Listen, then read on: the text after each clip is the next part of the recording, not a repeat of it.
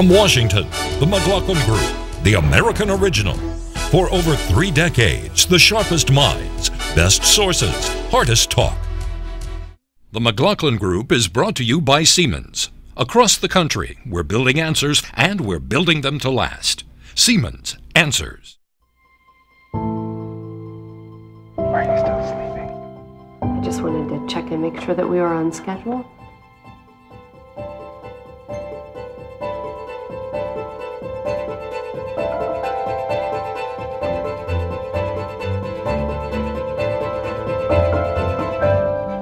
The first technology of its kind. Mom and Dad, I have great news.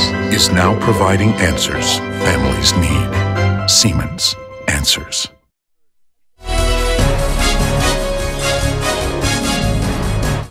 Issue 1, doubling down on debt. For years, the debate in this town has raged between reducing our deficits at all costs and making the investments necessary to grow our economy. And this budget answers that argument because we can do both. President Obama's $3,788 billion budget blueprint is a game changer. Here are highlights from the 2,500-page document. Item, taxes up $1 trillion over 10 years. That's on top of this January $600 billion tax hike. Item, domestic spending up $1.058 trillion total. Repeals the sequesters cuts, funds preschool, highways, green energy. Item, defense spending down $500 billion. Bases closed, weapons canceled, thousands of jobs cut, higher medical fees for veterans. Item, Social Security crimped. New cost of living formula, the so-called chained CPI. Cost retirees $130 billion over 10 years. Item, Medicare cut $370 billion. Doctors lose pay. Seniors pay higher premiums and fees. These cuts are on top of the $700 billion Obamacare cut from Medicare's budget. Item, public debt doubles. Public debt soars from 40.5% of gross domestic product in 2008 to 78.2% of GDP in 2014. Under Obama's budget, by 2020, the national debt ceiling will exceed $25 trillion. Question, is this budget the basis for serious negotiations with the Republican leadership? Or is it a political ploy, Pat Buchanan? No, I think he did throw out a card, John, with the Social Security chain CPI. But I don't think it's going to go anywhere for this reason. The president's got tax increases in there that the Republican House simply cannot abide and go home and survive. He's not going to get those tax increases. Secondly, this chain CPI already has got a firestorm inside the Democratic Party against him for going after Social Security and Medicare. So I think he's put this out here. But John, the real long-term problem is that Medicare, Medicaid, Social Security eat up more and more and more of the budget. You mentioned defense and discretionary spending go down less and less and less. And I think it's, this is no New Deal or no New Frontier or no Great Society. It's a timid budget, I think. And also, it's a grim budget for the United States. The CPI is a consumer price index. Right. Make your point again about that. Well, chained CPI, what it is, Social Security now. Chained. Social Security now is indexed, cost of living increase. We did it in the Nixon administration. Yes. It was our idea. You tie it to wages, however, wage growth. And Republicans say it should be tied to prices. Chained CPI is sort of a mixture, as I understand it, of the two. In other words, the increases every year in spending for Social Security will not go up quite as rapidly as they did, but it's only a cut of 1% in total Social Security in 10 years. Is he going to leave it that way? I think Republicans might go for this, but Democrats won't. Eleanor. Well, it's a radical budget. It's not a radical budget, actually. It's a reasonable budget. And the tax increases he's calling for are capping deductions and closing loopholes, which is what Mitt Romney ran on and what Republicans have supported in the past. So this is well within the bounds of negotiations that have already gone on. Secondly, it is unprecedented for a Democratic president to lead the charge on trimming entitlements. And yes, he's getting pushback from his party. The reason that the president's put that out there is to see if the Republicans can say yes to anything. They have demanded this change CPI. They've demanded that he aggressively go after entitlements, and now they're sitting back and they're not so sure they want to say yes to anything. So what the president is doing is looking for a third column of Republicans outside of the leadership. He's had dinner with a dozen.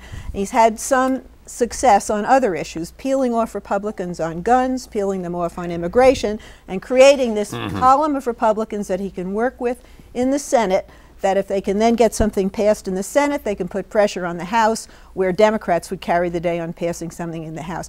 It is a path. It's a risky path, but it's there, and I think the president's working it really hard, and he's got the Republicans on the defensive. Are you a smoker?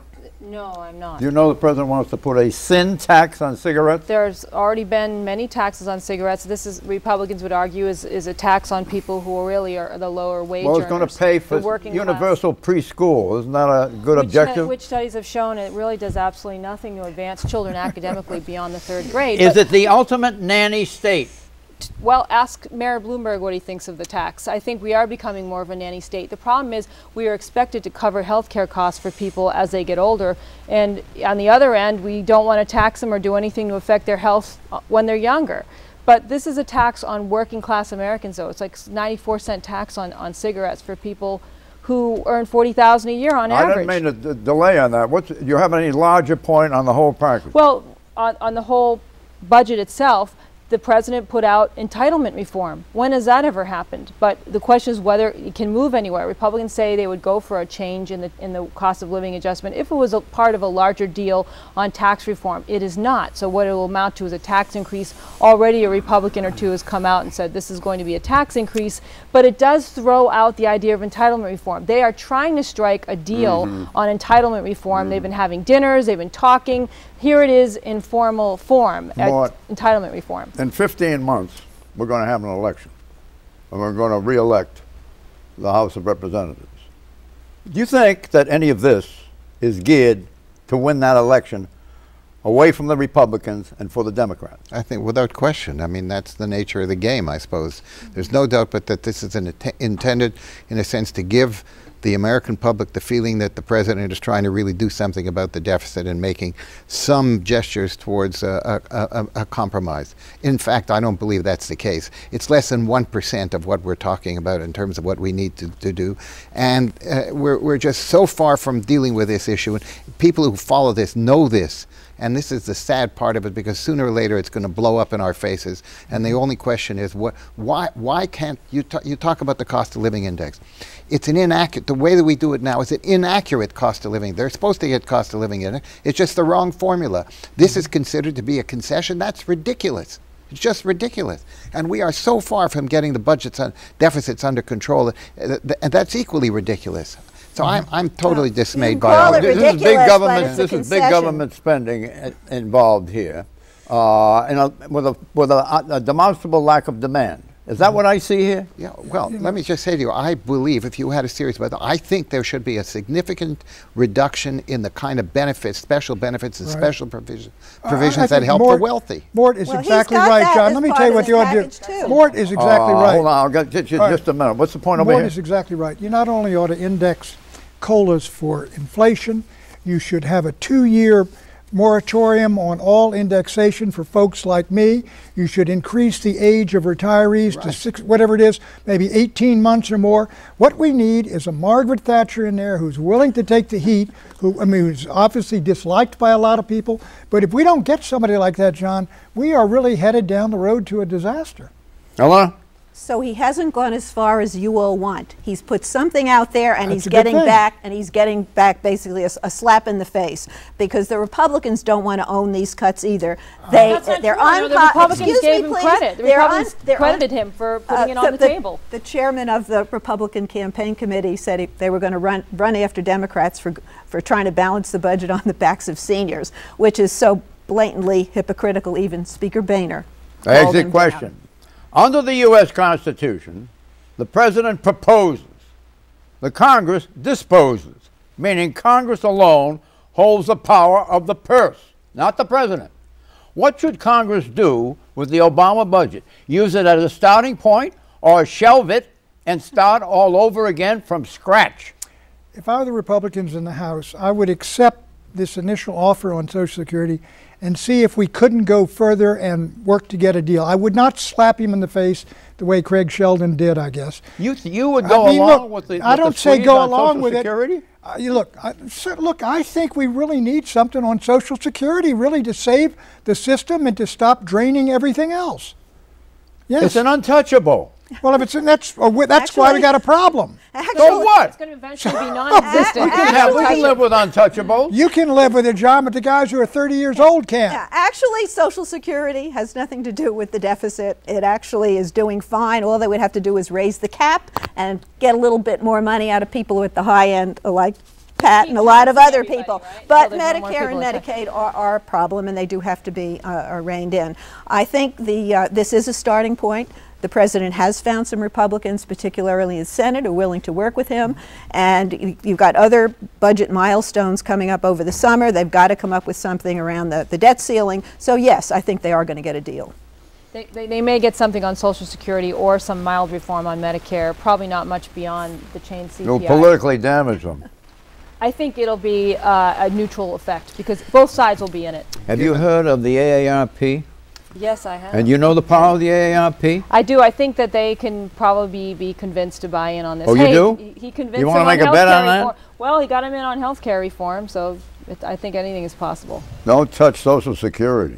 Well, I agree. At some point, we're going to have to raise the eligibility age for Social Security. That may be a little bit different. It's a little bit more subtle, and that could conceivably work. Yes. Other than that, given the longevity, that's going to be very subtle. Well, it ain't needs to be done. It doesn't hit seniors. What? Well, it hits the people who are about to That's be right. seniors, exactly. But they're pretty far removed. Well, and, the baby boom. Are they really going to focus on it? You got 70 million baby boomers are headed into retirement right now over the next 18 years. Mm-hmm. That's a sizable number. Sizable number of votes.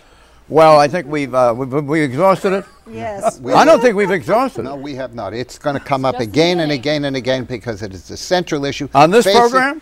You want to bet on that? Issue 2, call China.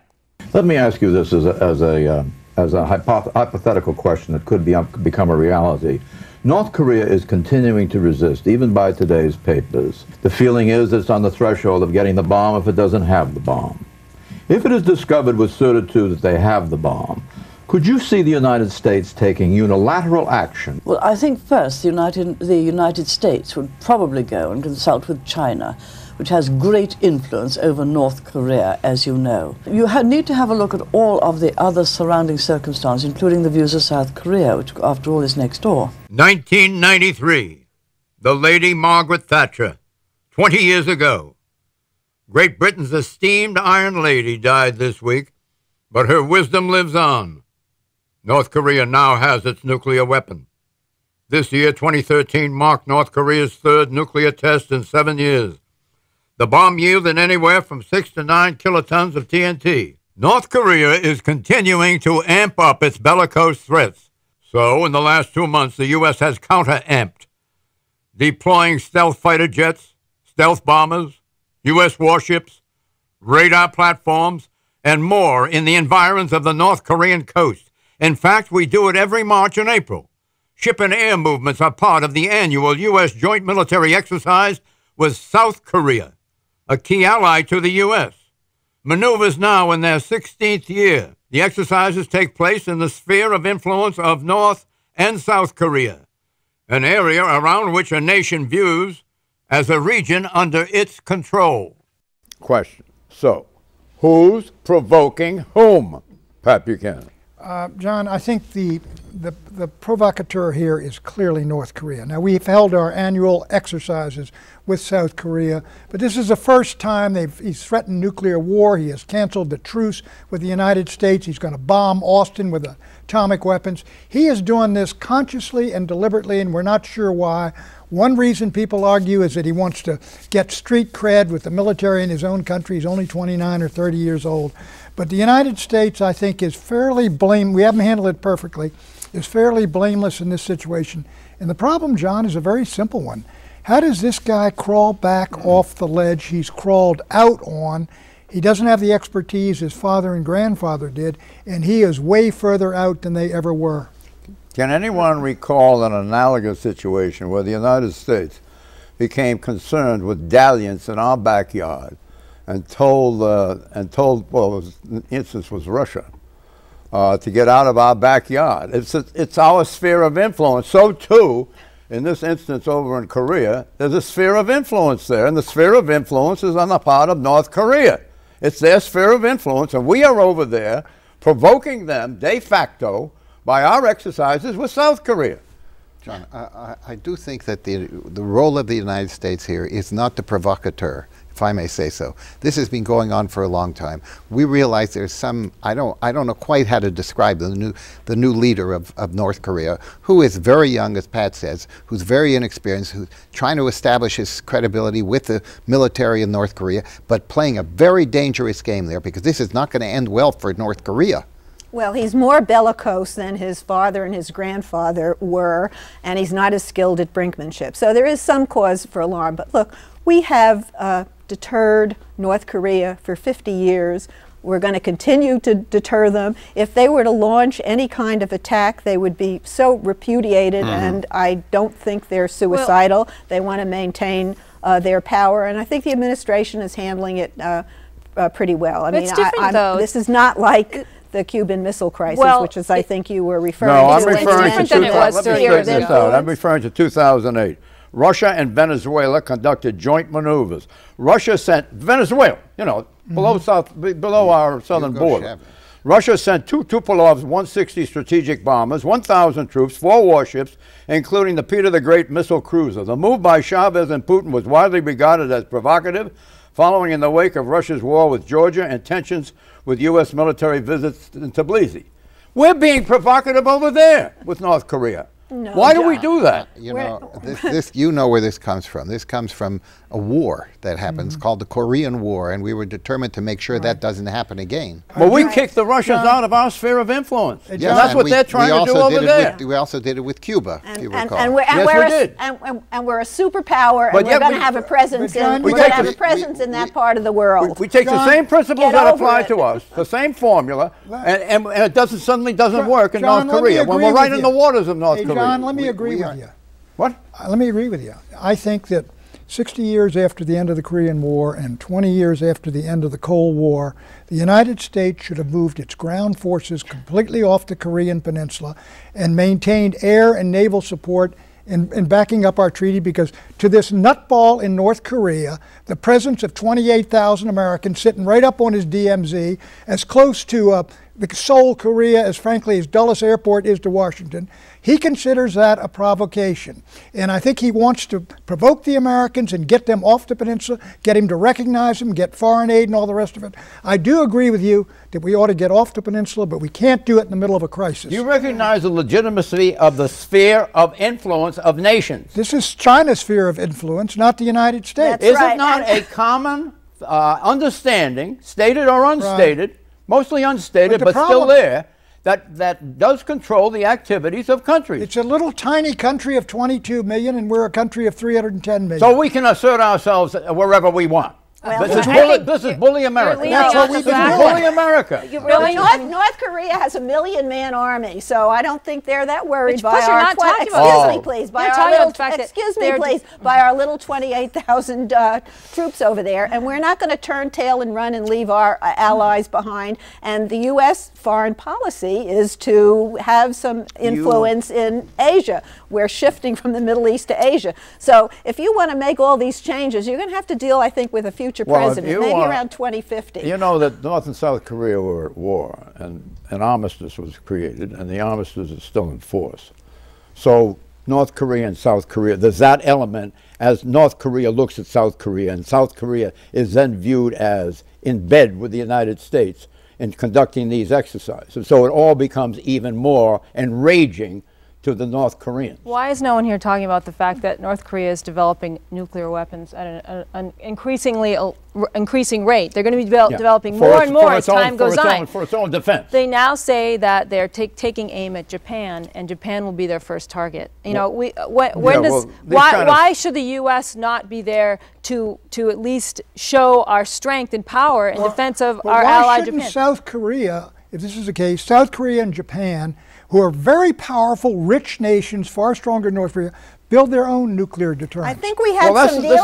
Japan is where we don't want them. That's exactly what's going to happen, John, because this guy he doesn't have it yet, but he is getting close to being able to put nuclear weapons on intercontinental ballistic missiles. He may be 2 or 3 years off. This, on my part, is not an apologia for North Korea by any means, but I do see that we are exerting we are exerting a kind of taunt against them. And it's only serving the interests of those who, it's not serving their interests. It's like Chinese troops on the Mexican border, are you saying? I think there's some comparison to that. But exit question on the nuclear proliferation scale 0 to 10, 0 meaning zero proliferation, North Korea negotiates and gives up its nukes. 10 meaning no negotiations and a regional nuclear arms race. What's the most probable outcome of this crisis, Pat Buchanan? They're not going to give up their nukes. They never will. But I do think South Korea and Japan will be moving toward a nuclear capability themselves. They have a very minimal nuclear capability, which they won't give up. And I think the challenge now for this president and the future president is to keep that arms race from developing, because I don't think the other countries really want to get into it. As of right now, I don't see them letting up on their trying to develop nuclear capability. I think we see signs now that they're going to keep trying to advance it.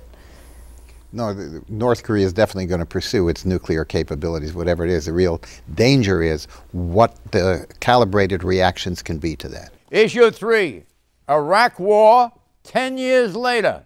One of the most symbolic images from the U.S. invasion of Iraq was the toppling of the statue of Saddam Hussein in Firdos Square in central Baghdad, with an American flag draped around Saddam's head. The U.S. Marine who did the draping is named Edward Chin. Our captain comes over, he's got like this package. He hands it to me, he's like, he tells me there's an American flag in there. And when I get up there, he's like, show the boys the colors. After the showing of the colors, the statue was toppled. At the base of the statue, helping to pull it down, was Iraqi blacksmith Qasem al-Jaburi. Al-Jaburi on that day was angry because the draped flag was not an Iraq one. Today, he no longer lives in Iraq, but in Beirut, Lebanon, because Baghdad is dangerous. And al-Jaburi's views on the war have radically changed. Saddam Hussein, he said, maybe held us 100 years back. But now we have been pushed back almost 300 years. In fact, al-Jaburi now says that if the statue of Saddam still existed, he would re-erect it. American Ed Chin disagrees with that view. Chin thinks Hussein was a tyrant, but Chin understands why Iraqis feel hopeless over the war. There'll probably be a lot of questions from them. Why did we do it? What were we there for? And it'd be very hard for me to answer those questions, too. U.S. combat troops were in Iraq from March 2003 to December 2011, nearly 8 years. 4,422 U.S. troops were killed. 31,926 were wounded in action. At least 134,000 Iraqis were killed. Millions were displaced and Iraq's infrastructure destroyed. War operations cost the U.S. $806 billion. That figure climbs even higher to $1.7 trillion, with the U.S. government providing care to our veterans disabled by the war, both physically disabled and psychologically disabled. Question. Iraq today has a democratic form of government instead of a dictatorship. Does that justify America's intervention? I ask you, Susan Freakill. I think there's really a question of what kind of democracy there is in Iraq right now. I mean, I've read all kinds of accounts that women's rights have been actually set back even further than they were under Saddam Hussein, and that there's so much division amongst the three main groups there, religious and political and otherwise, that things there are still pretty much a mess. I think the reasons for going in there, of course, everybody questions why we were there, obviously, but I think the larger question is, you know, what we did after we got to Iraq and the poor job in executing the efforts to try to get the country in shape. It's not in shape. I'm just not sure what the United States can really do about it. Well, we went in under false pretenses, and the footage that you showed, that was an American public relations ploy where they tore down the statue, put up an American flag. That's the tip-off. If it had been an Iraqi uprising, they would have put an Iraqi flag up there. And basically, we have spent all this money, squandered lives, American and Iraqi, in order to embolden Iran. I think it is the biggest foreign policy blunder, maybe even in U.S. history. I can't think of anything comparable. I think Eleanor's right. It was the greatest foreign policy blunder in American history. It's Bill Odom, General Odom, who died. John, what did we do? We attacked, invaded, and occupied a country which did not threaten us, did not want war with us, did not attack us. To do what? To deprive it of weapons it did not even have. What is the moral justification for those 134,000? And in addition to that, we were not able to control now access through Iraq, which Iran is taking advantage of, to supply the Middle East with weaponry. Predictions, Pat. He is not the best looking Attorney General in America, but Ken Cuccinelli of Virginia, I think, is going to win the governorship now because Terry McAuliffe's got some real problems, the Democratic candidate. The Newtown families and Gabby Giffords are in the gun debate to stay, and over time their voices will be more powerful than the NRA. The culture of guns is beginning to go through a transformation in this country. Susan. I predict that the Senate will pass a limited expansion of background checks on gun purchases within the week. You approve of that? I don't approve or disapprove. It's going to be a very limited expansion.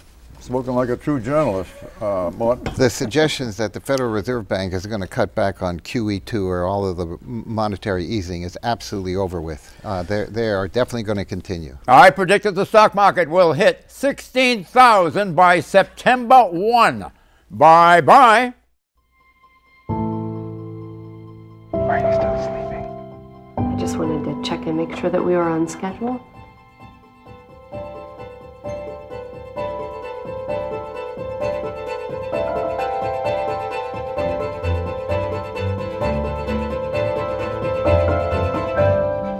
The first technology of its kind. Mom and Dad, I have great news. Is now providing answers families need. Siemens. Answers.